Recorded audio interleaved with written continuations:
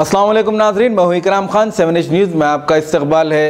आगापुरे के एक स्कूल में रिपब्लिक डे मनाया गया।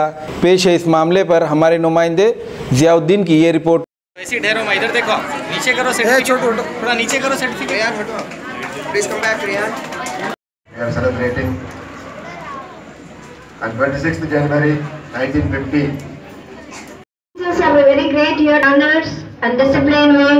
In all the ways, we are proving ourselves here. जो फ्रीडम फाइटर्स है, ये फ्रीडम फाइटर्स को ये 26 जनवरी और 15 अगस्त ये 2 ही दिन अपन उन लोगों को याद करना जरूरी है।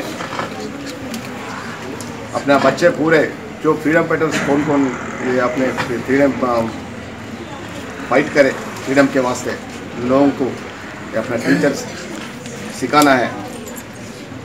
अपन वो लोगों को कम से कम ये दिन तो याद करें तो अच्छा रहता। On the eve of Republic day, once again congratulating all the teachers and students. Thank you. Today we are very happy to have respected ACP sir as our chief guest. We are really honored to have him.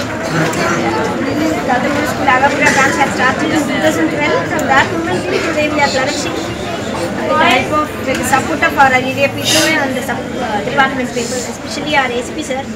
When we asked him to spare his very precious time, he immediately accepted us.